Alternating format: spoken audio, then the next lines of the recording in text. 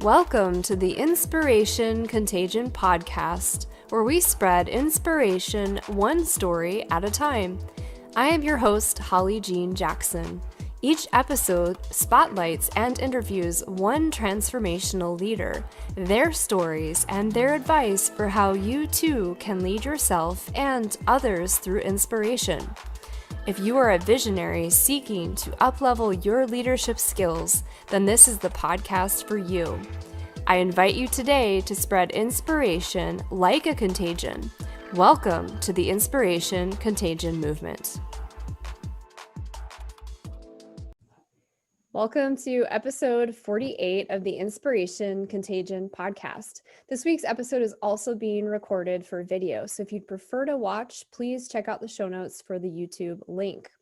This week's guest is Angel Ribo. Angel is known as the CEO confidant. He is an influencer, international TV host, public speaker, CEO consultant, board member, and philanthropist. In the last 21 years, Angel has empowered more than 1,500 CEOs in 33 different countries. He was born near Barcelona and has lived in 8 countries and speaks 5 languages. Established entrepreneurs and corporate CEOs hire Angel to bridge the gap globally for expansion and exposure. Angel sits on the board of the Evolutionary Business Council, an organization with more than 350 global transformational leaders, with a combined reach of well over 600 million people. Angel is based in Texas, and in early 2017, he launched his international foundation, Wisdom for Kids. And he has helped more than 1,000 underprivileged kids in Latin America become entrepreneurs using their local resources. With that, welcome, Angel. Thank you. Thank you very much for having me in your show. I love number 48. It's a great number. It is a good number. And I feel like your name is really appropriate. That's amazing, the incredible impact you've had, especially in children's lives. So thank you. You're like, they're Angel. That's incredible. Thank you. I have to say that probably my 3 kids have been a great school for me. Really, being really honest, I have a 20, a 12, and a 10, and they have really been, and they continue to be a great school for me.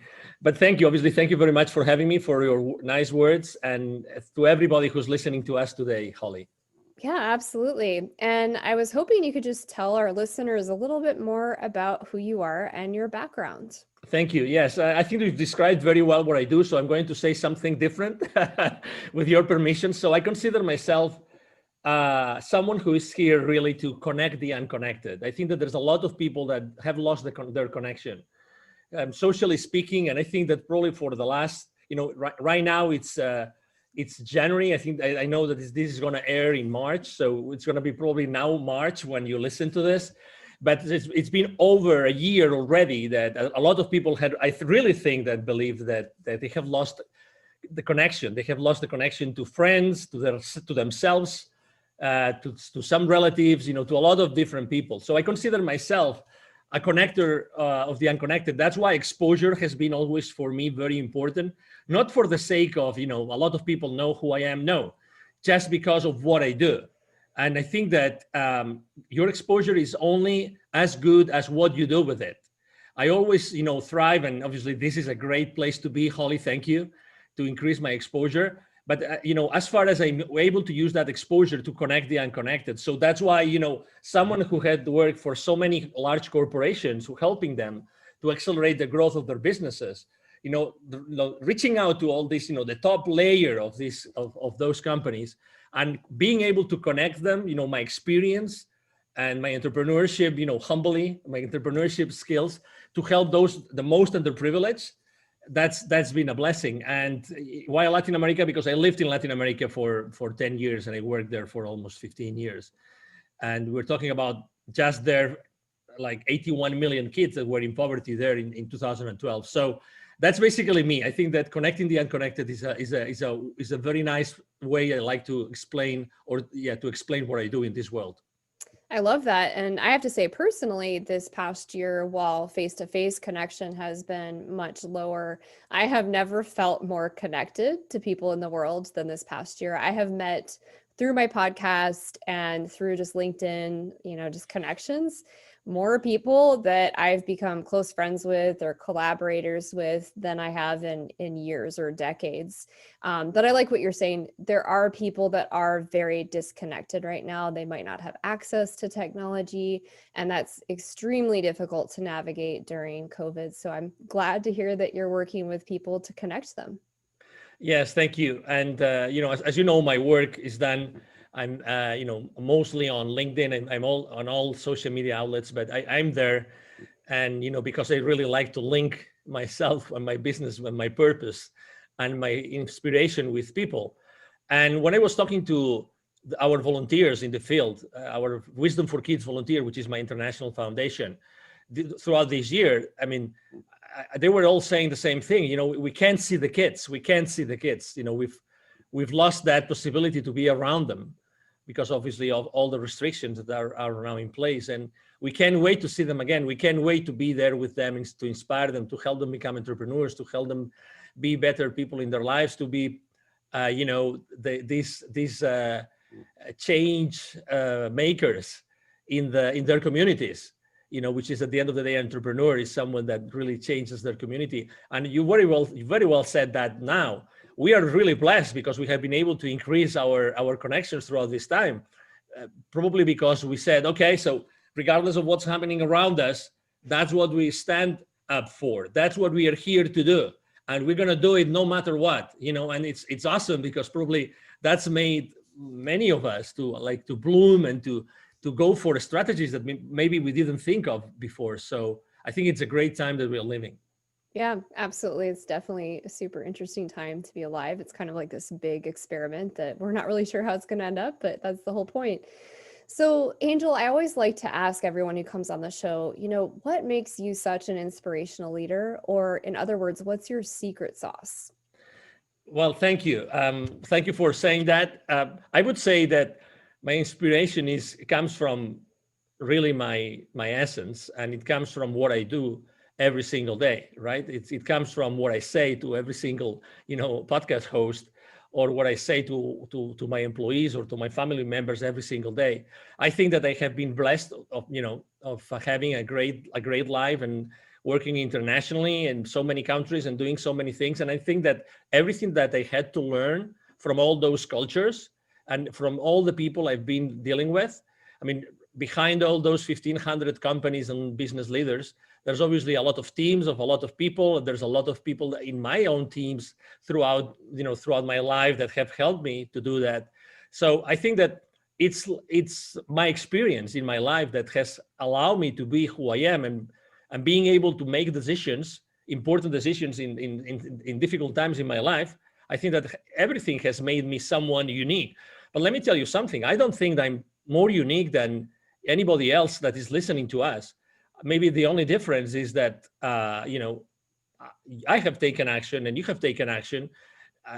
My favorite mantra is take imperfect action now. Take imperfect action now. I think that the people listening to us right now, they already have inside of them that unique experience. They have had this unique life. They have done those unique things. And there's a lot of people out there that they need their inspiration. They need their experience. They need their expertise and their knowledge.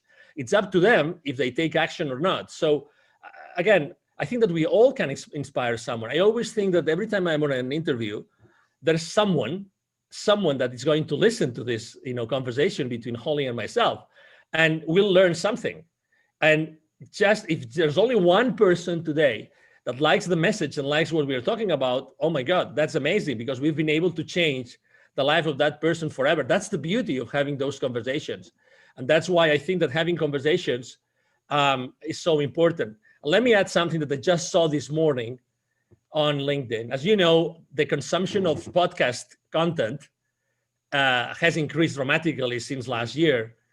Well, when as you said it very well, when this experiment started, right? So, and the headline was something like, podcast, is not the right way to make money. That was literally, and it was the number one news on LinkedIn this morning. I think it was this morning or yesterday. And I was thinking to myself, yes, but I think that you're missing the point here, which is, what about the inspiration? What about those lives that all these podcast hosts and shows, are being exposed to, all these people that are listening to those conversations, and they might take action after listening to all those conversations. So so then the question is, how do you measure wealth? And I think that if we are able to contribute all of our, all the millions of guests and hosts in all the, podcast shows in the world, if we're able to contribute to changing this world somehow, oh my God, how much wealth it is, and it is going to be generated. Yeah, that's really an interesting perspective. And I mean, I agree. I think it's difficult to monetize a podcast unless you're in the top, 50 or 100 of Apple Podcasts, and that's very difficult to do.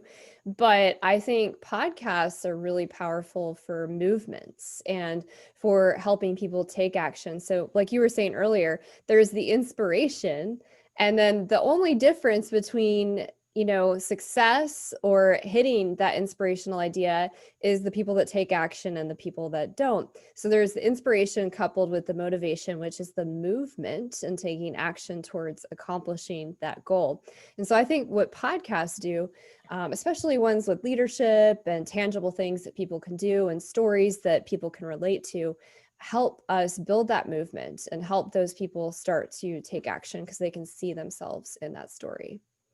Exactly, and you don't know where that action is gonna go. I mean, again, if I had to count all the lives of people that both with my business and with my nonprofit we have touched, what are going to be the consequences? What is going to be the ripple effect, right? So I think that again, we are a very materialistic society, and it's good. I mean, obviously there are millions of people that rely on we buying their products, and I understand it, and it's good. But at the same time, I think, how much is happiness worth? How much is inspiration worth? How much is a good message worth? How much is peace of mind worth? How many people don't really want to wake up in the morning? How many people, I mean, you've probably seen this. I mean, it's not in mainstream media, and I don't have anything against them, obviously, but how many people, I mean, what about the depressions? What about the suicide rates? What about all those mental health diseases that have increased so much for the last 12 to 14 months? Nobody's talking about them. And it's a reality. I really believe that there's a lot of people in need, both business and so professional and personal wise. And we are here to help them, and we are here to inspire them. I really think that there's some healing behind what we do every single day, Holly. Yeah, absolutely. I think what you're describing too is, social wealth and having those connections, having that inspiration. I know for me, when I'm interviewing people, it's inspiring. It gives you kind of these new insights and new perspectives and provides a lot of value. So since you're describing how it's more than just tangible physical wealth and capital where you're buying physical things, how would you define success for yourself today, and how did you arrive at that definition? Well, to be honest, for me, success is to be able to be excited and passionate, to wake up in the morning, to have a wonderful place of peace of mind, and throughout the day, to be able to experience fully my life with my friends, with my coworkers, with my team, with my family members. This is for me wealth, to be honest, to have this absolute, peace of mind in which I can really thrive every single day without having to worry about anything. That's for me wealth, total wealth. I've made a lot of money throughout my life. I've had great jobs. I've been able to close great deals, you name it, as millions of people in the world. But at the end of the day, nothing compares to this happiness. Nothing compares to being yourself and being able to do whatever you want. Right now, both you and me, we could be doing something else, but we chose to be here. We chose to be, an inspiration contagion. That's what we chose to do. And we do it really, because we really believe in the mission that we have behind us. And that's more important. So I'm able to do this because, I really believe I'm wealthy because I'm able to do this. I'm able to set up this appointment with you and have this conversation with you. And really being able to choose every single moment in my life to choose what I'm going to do with it, what I'm going to do with my time. That's real wealth for me. Yeah, I love that. And I guess my follow-up question to that would be for people that might be listening and they're saying to themselves, great, but it kind of requires some of that actual cash wealth in order for me to have the freedom to choose and select how I spend my time. So I would share with them first, and then I'll have you respond. I find that it's really important when we don't have that external validation of, income. We haven't hit the, goal that we're trying to achieve. We haven't hit the next level in corporate America, whatever that next goal is. It's so important that we choose in the moment to be happy. We can choose to have a good perspective and enjoy the journey. But I also want to hear what you would say to people that are still struggling financially, and so they don't have as much freedom to make those choices. Number one, I've been there. Okay, believe it or not, I've been there. I've been struggling financially myself. So that's the first thing. Second thing, I know a lot of people that have been struggling financially, a lot, like a lot. And guess what? Guess what? You will always survive. You always thrive. You always eventually go back to a place of safety. So you have a choice. You have a choice right now. Okay, so keep on digging, keep on focusing on that you don't have, or focusing on what you already have, and focusing on those thoughts, those memories where you already were thriving and you were happy and you had everything that you wanted. You know, get really stuck on those thoughts as opposed to what you're feeling that could happen, what you are, fearing or fearful of what might happen in the future, right? So the reality is that, there's something in this dimension that we live, whatever you want to call it, okay, that has our back.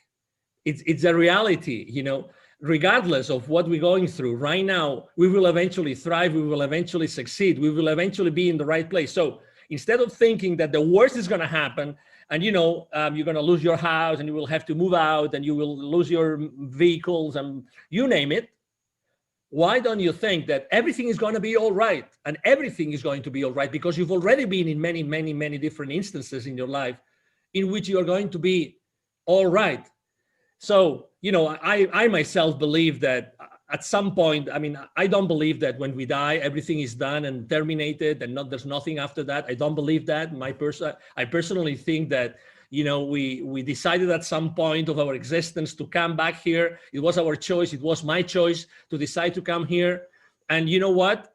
I chose to come because there was something that I was going to leave, that it was going to be maybe not something that I really liked, but I was going to be able to thrive and to go through it. It doesn't matter. So I heard someone said one time, that you are only, the things that are thrown at you are only thrown at you because you are able to cope with them.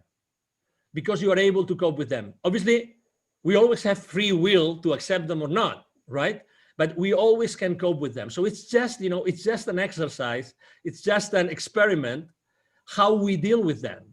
But we have this choice. So my advice, if I may, to you would be, embrace that choice, embrace that challenge, and focus your energy completely of going out of that place where you are now. And you will, because you have always succeeded in doing it.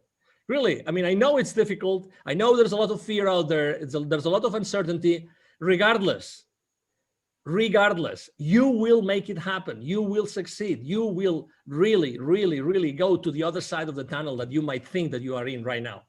Yeah, I love that. And I have a lot of clients this past year and from 2020 that had so many challenges personally, professionally, spiritually, mentally, like you name it. And I'm sure you have the same experience, Angel.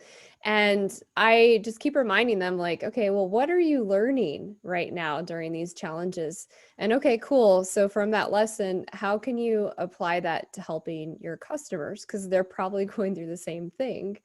And that's where the light bulb starts going off is, oh, well, wait a second, this isn't happening to me. It's probably happening for me, which is really difficult when you're in the middle of a challenge or an obstacle to see the silver lining or the lesson behind it.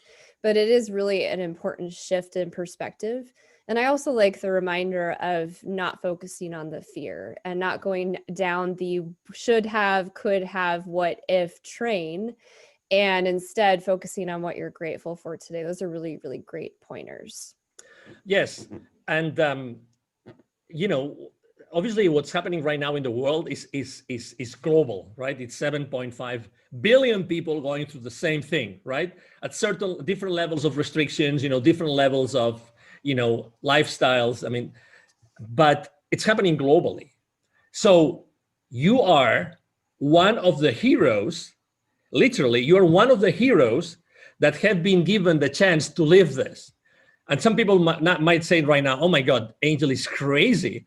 It's crazy. We are heroes and we're living this, and this virus and these vaccines and these restrictions and so many business owners shutting down their businesses and everything. Well, believe it or not, we are being given this. What do we do? You said it very well. It's happening for us. So this is an opportunity for us to think differently about how to deal with our lives, with our professional careers, and with our clients, and with everybody around us. Really, this is a blessing. This is a blessing. It doesn't look like it's a blessing because, again, I think that, and we haven't mentioned this today, but I think that we have to recover our power and our energy. Don't pay so much attention to what's going on around you. Don't go really, because if you want to be X number of hours in front of your TV set and listening to news or reading to news on social media, it's up to you. You can do it, but don't allow that to take the power, your personal power, away from you. It's you. Nobody should be taking that power away. And that power you can use for whatever you want in your life. You can still create wonderful things. You can still, try to focus on, those videos, those pictures, those photos from those trips, all those things that really inspire you and take you to this very nice place, mentally and intellectually. Do that instead.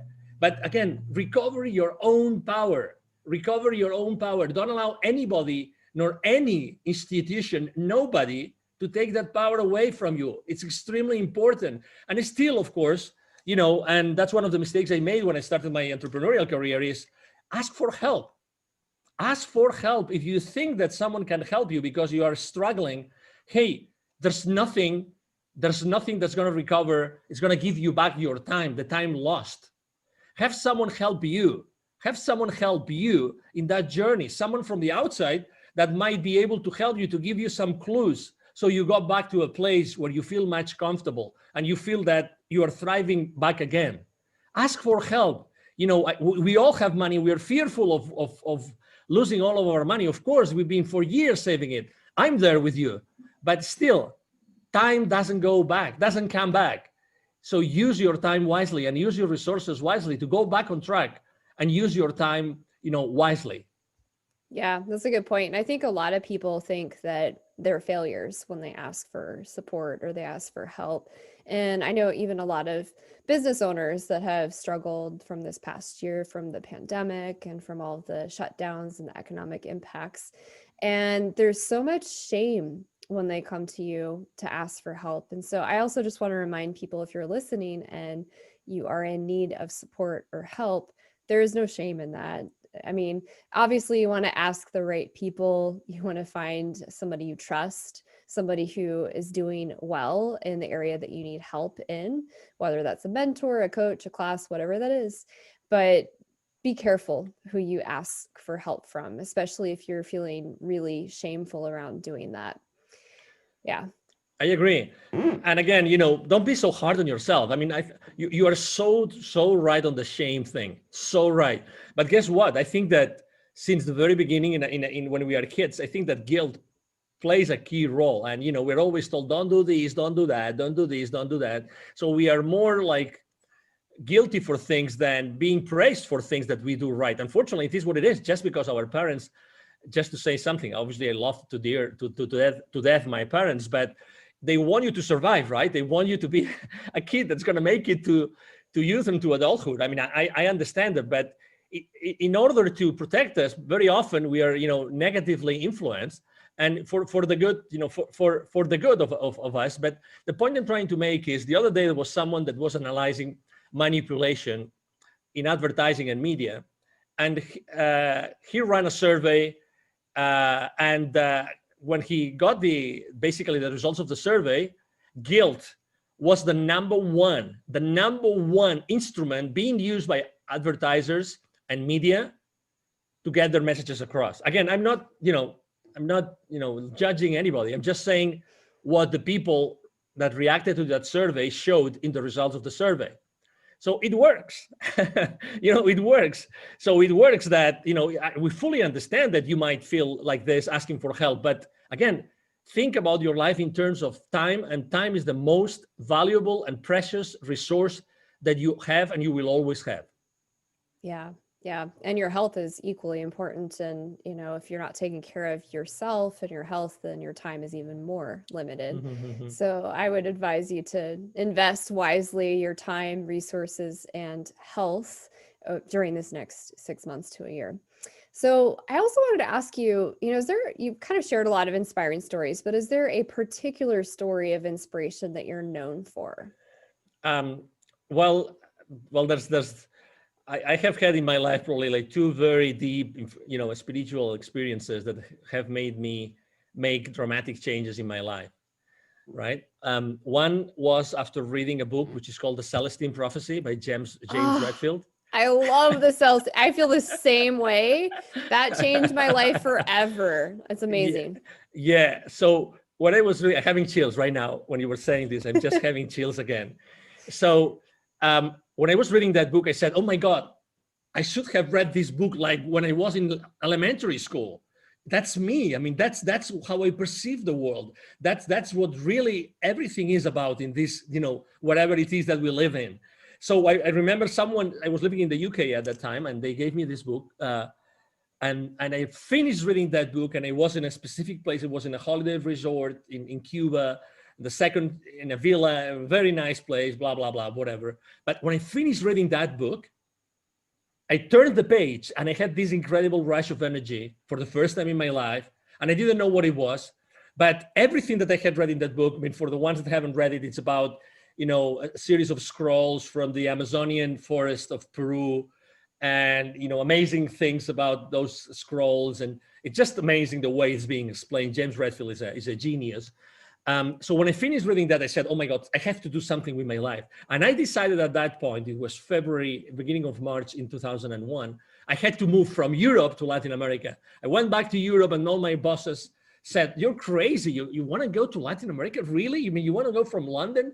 Great position, great future, great career, great salary, everything. You want to go to the third world country? You're crazy. And I said, yes, why not? Why not? Oh my God, my life changed forever. And that was the first time. And again, it was a book.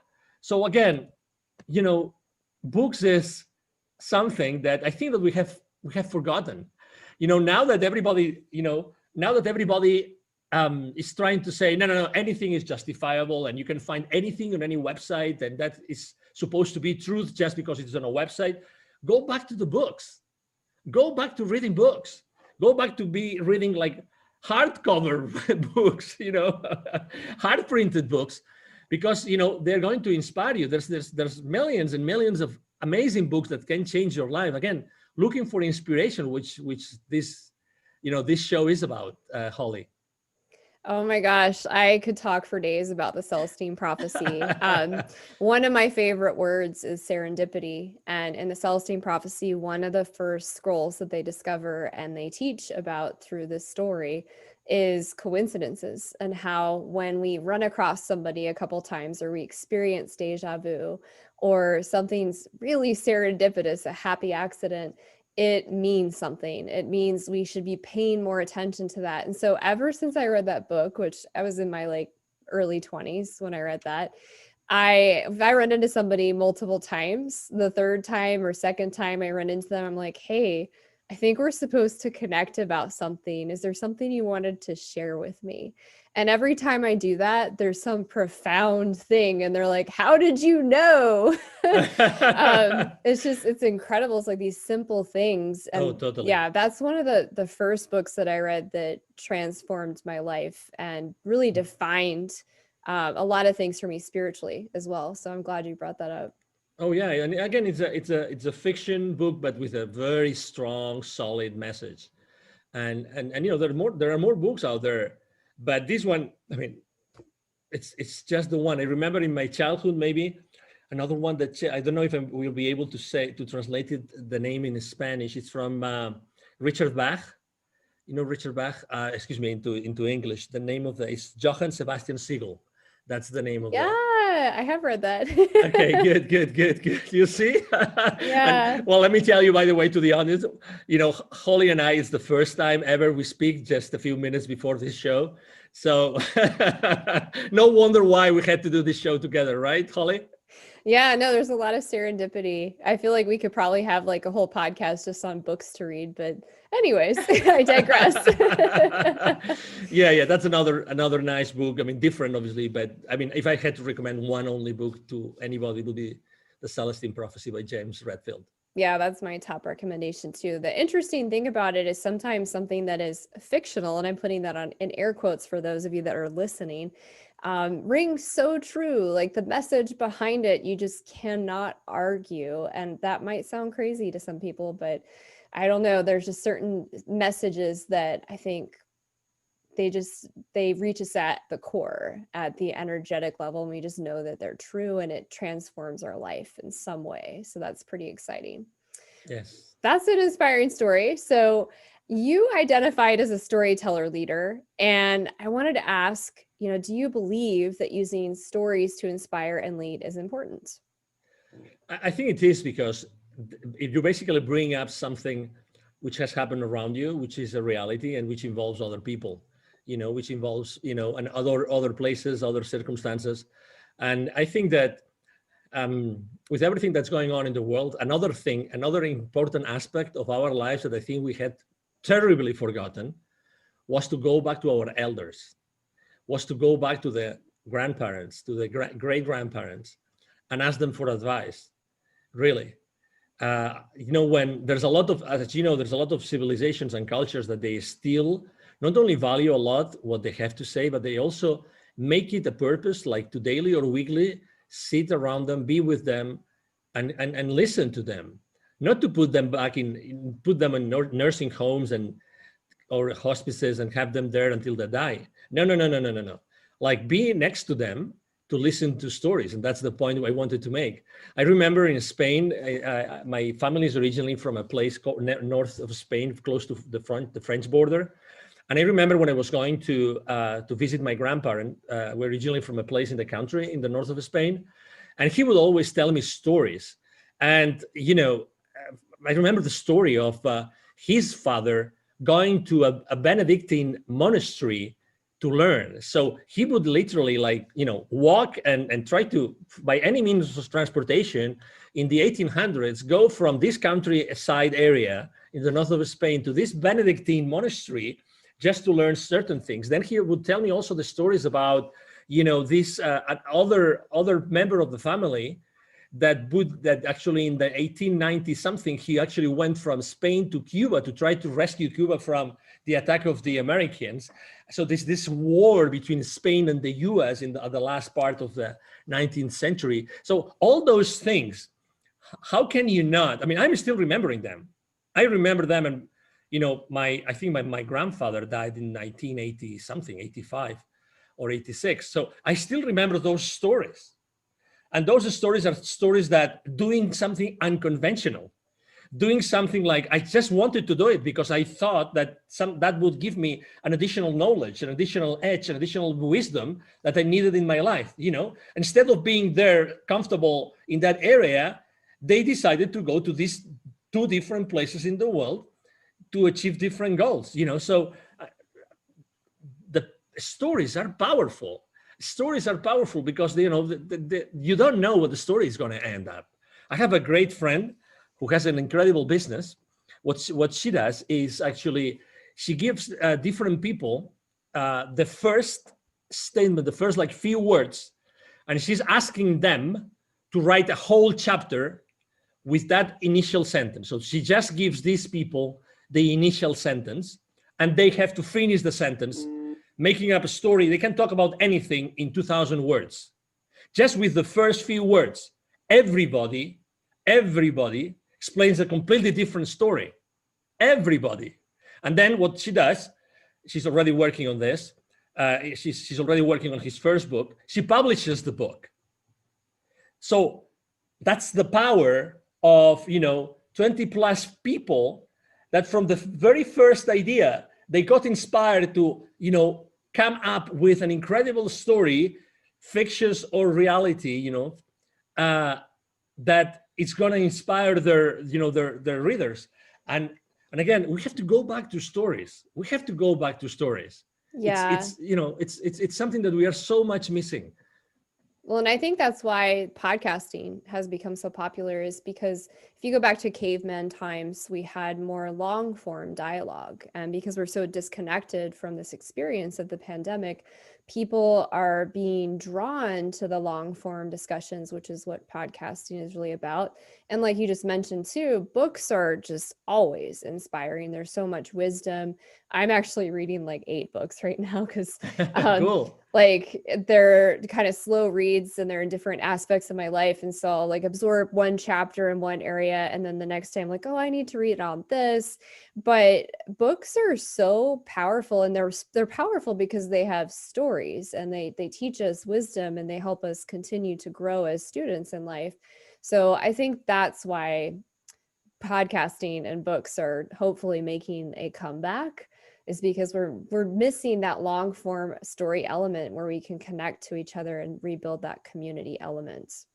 I totally agree. And I think that regardless of what our purpose in life is, or even if we don't know what our purpose in life is, I think that we play a role in the community. Even if we live in a small neighborhood and we don't have that much contact with our neighbors, we are part of the community, and we choose every day what we do as far as the community goes. It's our decision.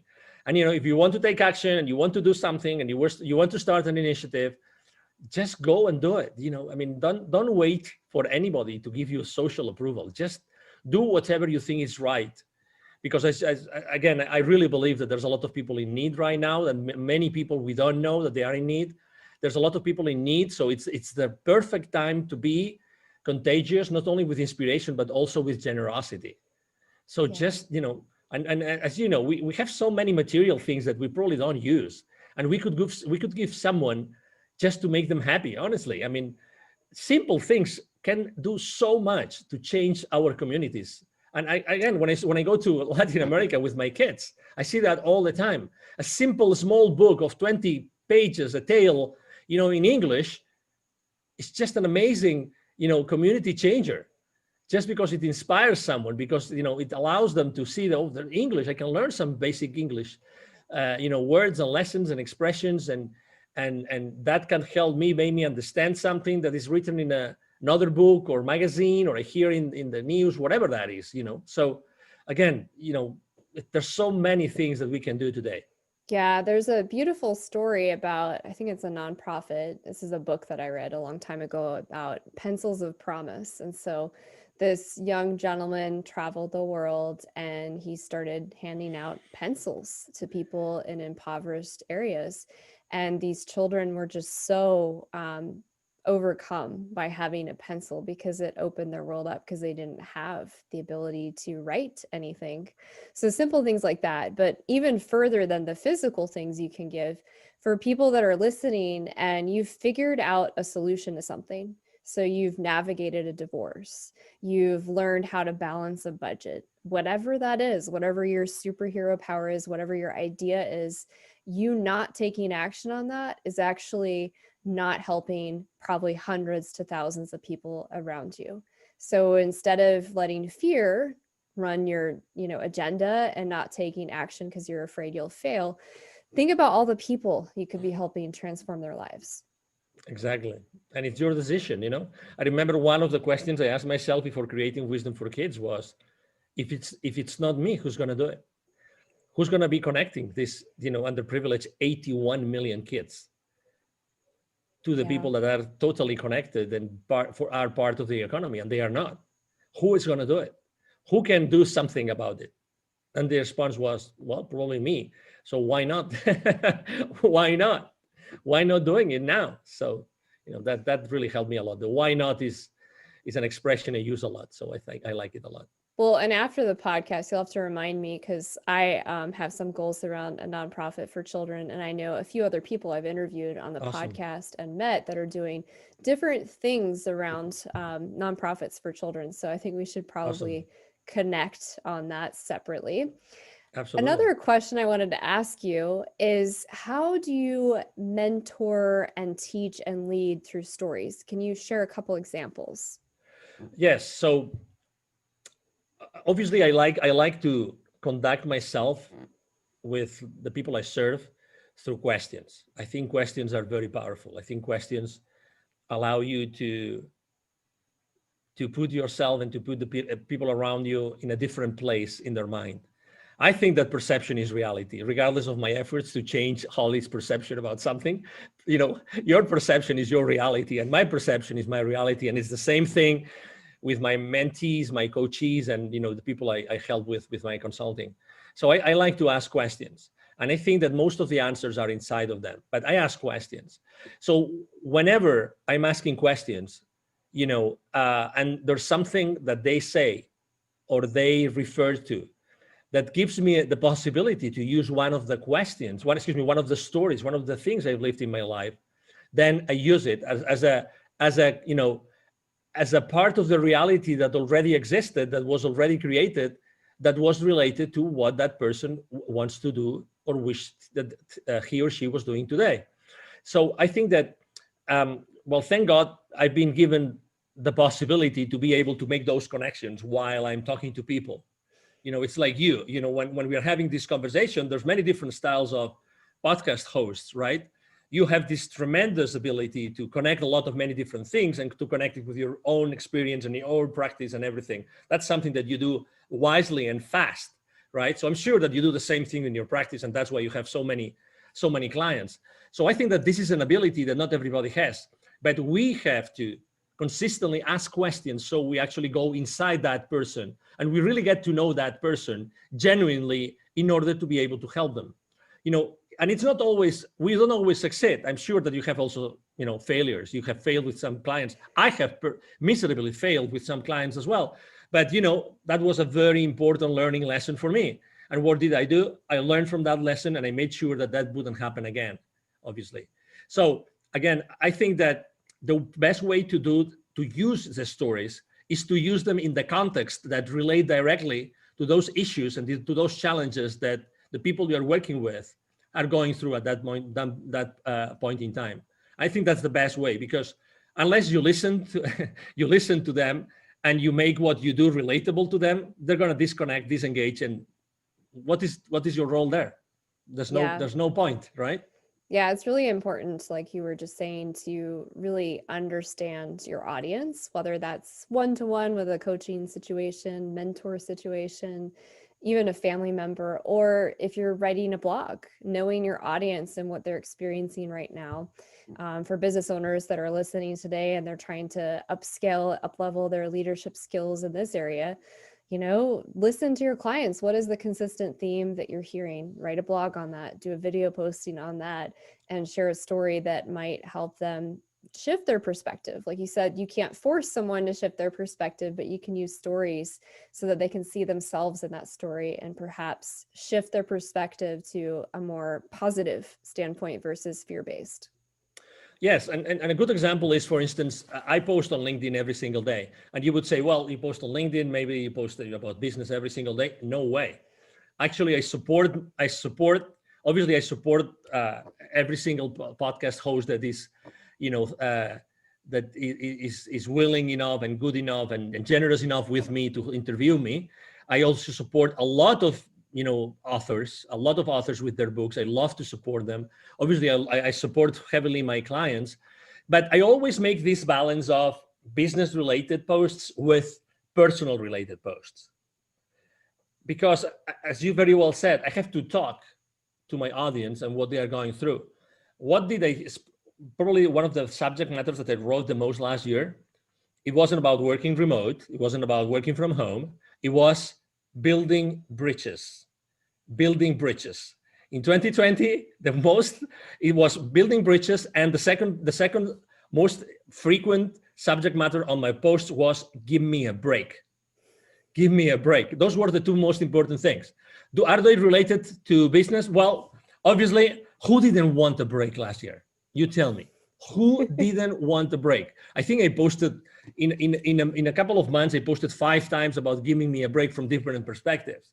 Who doesn't need a break? Who hasn't thought at some point, I would love to wake up in the morning tomorrow and the news are totally different. They're totally changed. Something happened in the world, in the split of a second, in the snap of a finger, something happened that, everything is going back to normal, right? So that's why I think that it's very important, to your point, to listen to your audience, to be very specific about your audience, and to talk to them consistently. Well, and I love that you're also recognizing, because you're in the business space, how important it is to talk to your audience about the personal side, because how we do one thing is how we do everything. And so business owners are people. And guess what? This past year, they had a lot of personal challenges. So I love that you were talking to them about give me a break, because yes, let's be real. I would love if anybody's listening to this that did not need a break in 2021 and 2020, please send me an email, because I'd love to hear your story, because that's just hard for me to fathom at this point. I found myself last year needing a lot of breaks, and it wasn't that I wasn't doing a lot. In fact, I felt like I was doing more to be of service to people that needed things, and they were free. And then also to pivot so much in my business because of everything that happened economically. And that's exhausting. So it's really, really important, if you're listening and you're feeling burnt out, take a break. Take an hour vacation, a 1-day vacation, a weekend where you unplug and stop obsessing about what's wrong in your business, what's not going right, and just be with your family and be grateful. I guarantee when you come back, you're going to have new ideas and probably a lot more energy to tackle the problem. Yes, we all need a break. The ones that haven't had a break yet, we all need a break. Take a break. The world will carry on without you. So, again, don't worry about the future and again, going back to the beginning of the conversation, right? So you choose what you do with your mind and where you focus your energy. You choose to do that. And I hope that, you had a little bit more of inspiration to probably look at somewhere else and focus your energy on doing something else. It's really your choice, even though it looks that it's not sometimes. Yeah. And to really bring that home for people, I'm curious, is there an example from this past year working with a client, you don't have to share names or specifics, of how you mentored them through almost getting to a breakdown and taking a break?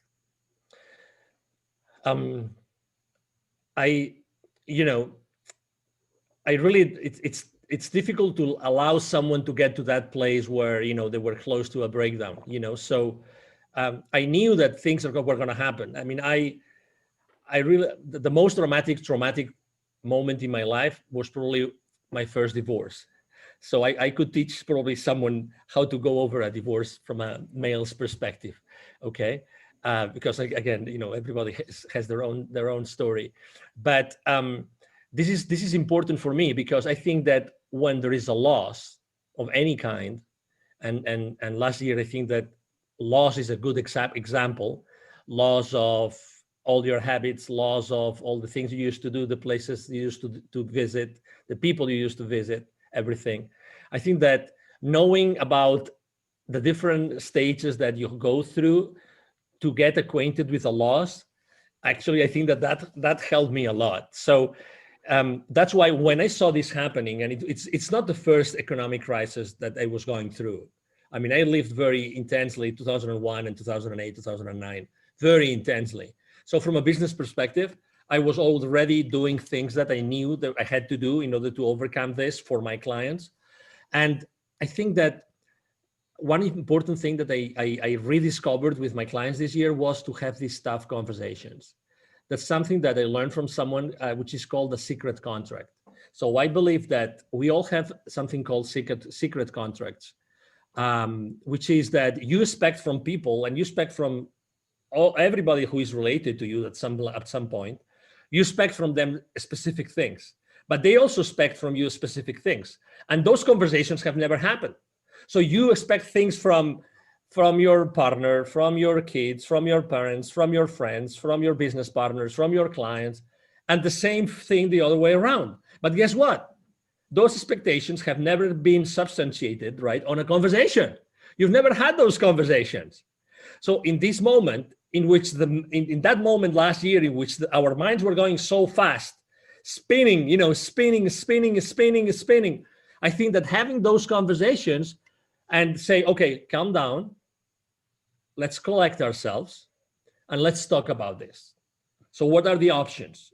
What's going to happen? What might happen? What we don't know that might happen. Okay, so there's all these things being said. We're being told all those things, but what is really going to happen? What is uncertain? What is certain?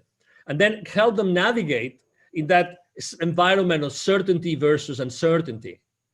And again, okay, we're losing specific things, but it's also the time to gain other things, to bridge the gap, to do other things that probably we didn't have time to do before. Okay, so in this reset that's going on, what else can we do that we were not able to do before?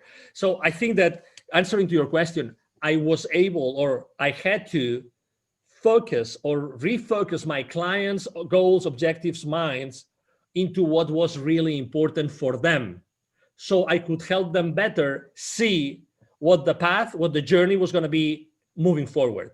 And I think that helped me a lot.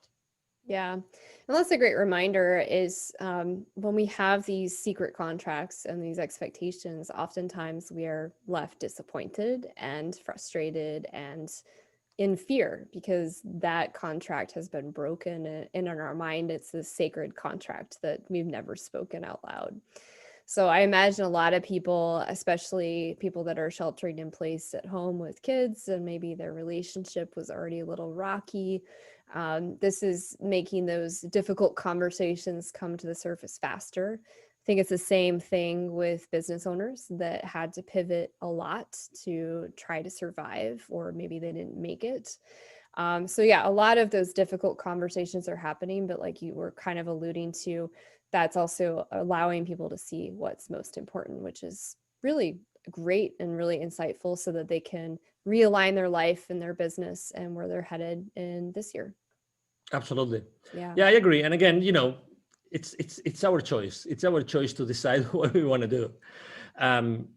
We have, honestly, I think that we have an incredible, ahead of us, an incredible time to do incredible things, to pivot, as you said, to reinvent ourselves, to decide what we want to do with our lives.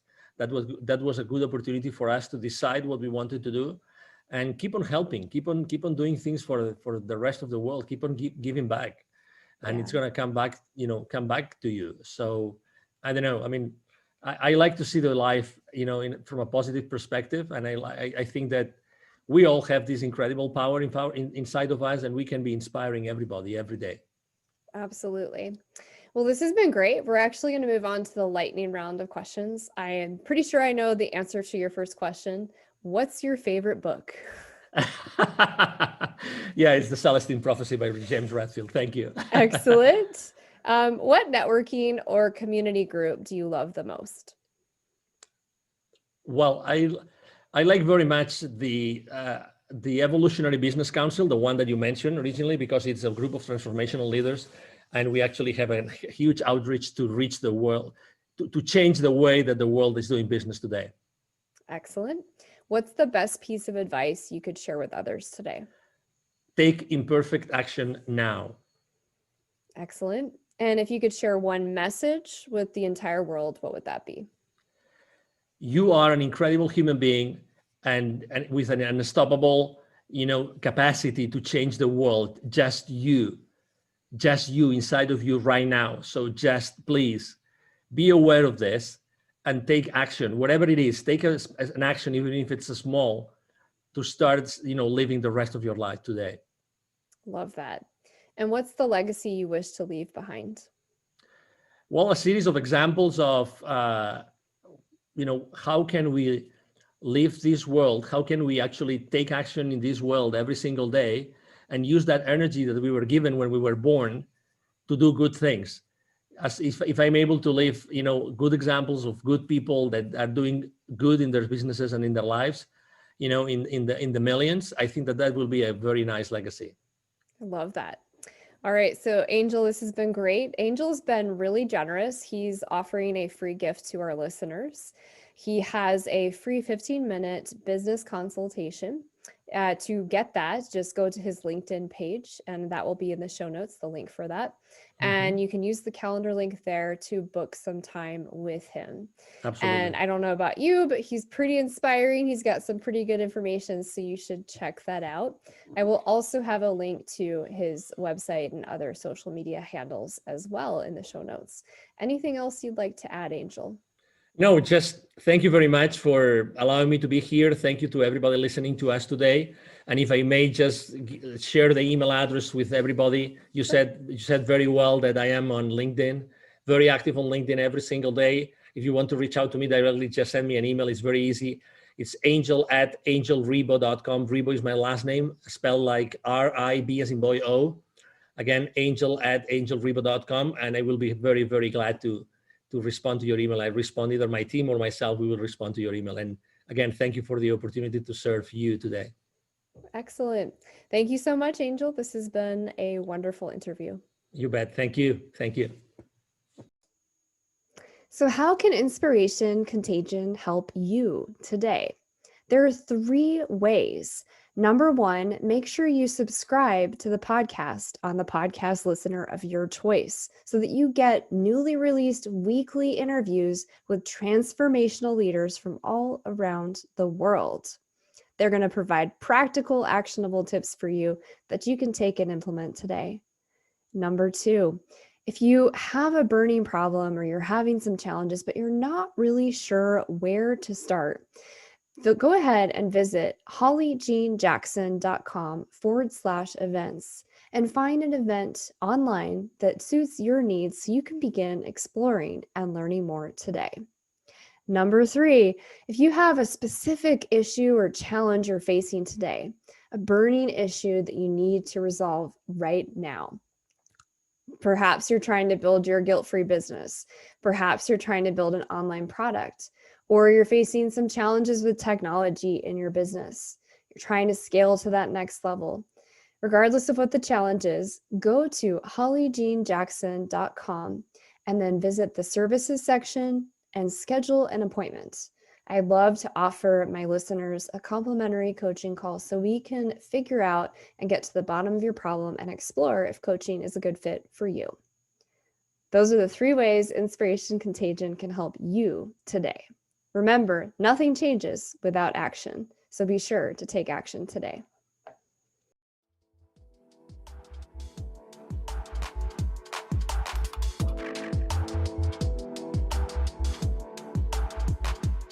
Thank you for joining the show today. I hope you were inspired. More importantly, I hope you take action. What is one thing you can do in this moment that will inspire someone? Without action, nothing changes. Be the change you wish to see in the world. If this show truly inspired you, we ask that you share it through your network.